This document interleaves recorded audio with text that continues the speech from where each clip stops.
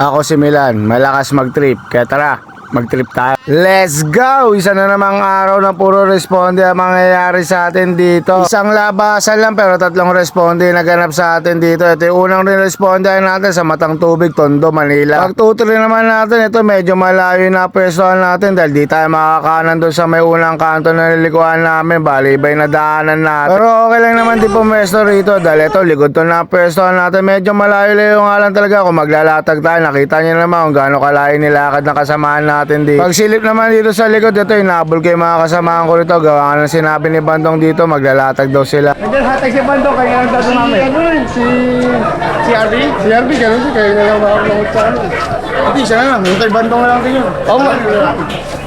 Habang naglalatag sila gambang volunteer dito, ito sumilip na muna yung mga kasamahan natin dito sa may harap. Pagdating naman nila rito, ito medyo may mga umaapoy pa rin dito, pero marami na rin talaga mga tropa rito na nakabantay na para labanan tong apoy dito. Halos nag-aantay na lang dito ulit magkaroon ng tubig mga tropa natin para mabaguhan tong isang bahay rito na umaapoy pa. Once magkaroon na rin sila ng supply ng tubig dito, ito saglit na lang din itong umaapoy rito, medyo maliit na lang din naman itong kinokontrol nila rito. At dahil sa marami naman na nakabang dito at lumalaban sa pwesto na ito napagdesisyon na rin mga kasamahan natin dito sa likod na lang din kami pupwesto. Para kung sakali na lumaki pa apoy dito, di na rin madamay likod nito. Kaya ito, doon na lang din pupwesto yung mga kasamahan ko dito. Sakto, nakita pa namin dito si Dexter. Sila pa na may maglalatag dito. Kaya tutulungan na lang din natin sila gambang volunteer para makapaglatag din sila rito. Bali, magbibigay na lang tayo ng 7-8 dito kaya gambang volunteer. Sakto din naman at medyo marami rin tayong 41s dito na lumalaban. Pagbalik naman nila sa likod dito, sakto nakapaglatag na rin dito yung mga tropa natin. Pagkakit naman ng mga kasama natin dito, ito sakto dito rin nakapwesto sila Abad Santos volunteer, pati sila Central Gaganangin dito rin nakapwesto. Ito may kita natin sila rito, dito sila bumabantay sa bahay na to para di rin nabutin to. Nung may nakabantay naman na dito, ito sa kabila na lang din tayo po pwesto, gawa na meron naman na tao dito, safe na rin tong bahay na to, di na rin masyado madadama ito. Kaya ito tinawag na rin si Jaynard dito para ibaba na rin yung linya na ito. Siya rin yung may unang hawak dito sa linya ng gambal. Ito rin kasama rin sa mga tumulong to sa atin. Bali dito lang dito sa katabing bahay mismo, medyo open nga lang din tong pwesto na to, kaya okay na okay din to. Mas makakagalaw tayo na maigi dito dahil sa sobrang dami natin dito. Kaya ito sakto to na pwestohan natin dito, medyo makakagalaw talaga yung mga tropa dito. So mapapansin nyo pag akit natin dito, ito bagsak na rin talaga tong bahay dito. Kaya ito palalamigin na lang din ang mga kasamahan natin. Medyo mausok na lang din talaga to, pero mabuti na lang din talaga. Open fire to, kaya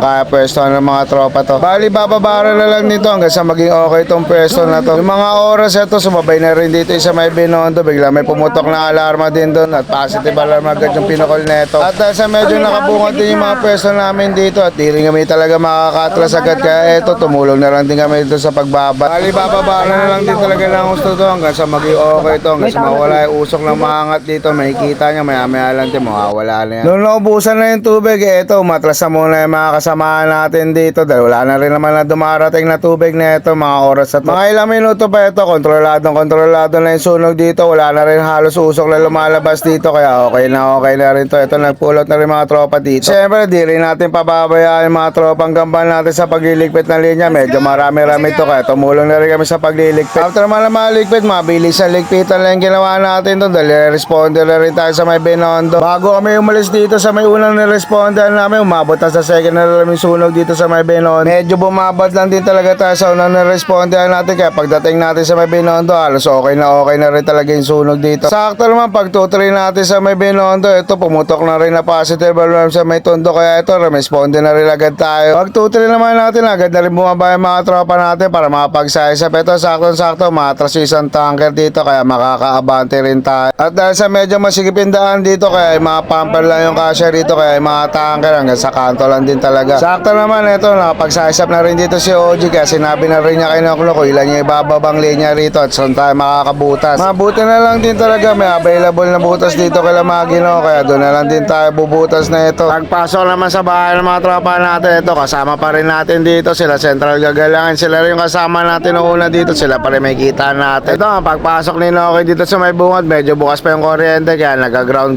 pa sila nito, pero kaya pa rin naman kahit medyo malakas pa yung ground. Nakita niyo naman pagdating natin, bagsak na rin talaga yung mga bahay dito, kaya ito medyo mausok na lang din talaga to. Mabuti na lang din talaga, tope na rin yung ibabaw na ito, may dinadaanan na rin yung uso, kaya medyo di na rin mahirapan yung mga tao na lumalaban dito. Order 10, Boss G. Yung kanan. Order 10. Order yung kanan. Alpha, walang tubig ha. Brother Road Connection, no?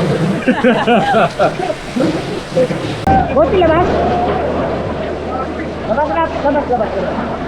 Leground dyan, leground. Eto, pinababa na muna yung mga 41s natin para dito na rin pumwesto. Mabuti na lang din, pag pwesto nila dito, meron na rin silang tubig agad dito. Eto, medyo bababara na lang din talaga tong pwesto na to para maging okay na rin at kontrolado na rin talaga yung sunog dito. Eto, entrega pa rin yung linya natin para mas mabugaan natin na maigi itong muusok dito para at paano mapalamig na rin tong pwesto na. After that naman, no, medyo kontrolado na at di na rin mausok. Eto, nag-pull out na rin tayo rito, pinapatay na rin natin yung linya kay Magino. Kaya big tao sa Magino Volunteers, nagbigay ng butas sa atin dito. Mabuti na lang din talaga, may namimigay ng burger dito sa mga tropa natin na bombero. Medyo gutom na rin talaga yung mga tropa natin, gawa na kailan responde na rin tayo, talong oras na rin talaga neto. Big tango kailan na botas tangas na nagbigay ng supply sa amin dito, pati na rin kailangan Gambang Volunteers na nagpahiram na linya sa amin, unang responde. Big tango sa inyo mga lord. Kita nyo naman dito, medyo pagod na rin talaga yung mga 41s natin, kahit sabihin nyo lang inabot ng mga tinakbo natin, pero nakakapagod pa rin yan kahit sabihin nyo na inilaban natin dito. Pagka-uwi naman, eto, magliligpit na rin tayo ng linya at magre-repair na rin sa dalawang truck na nilabas natin. Eto, tamang-tama, gutom na rin mga kabip-bip natin dito. Kaya bumili na lang din tayo ng lechon manok dito para mabilisan, ulam na lang din to para makakain na rin at mabusog na rin ang mga bip-bip. So, paano? Dito na rin tatapusin ang video na to. Lagi kong papaalala sa inyo na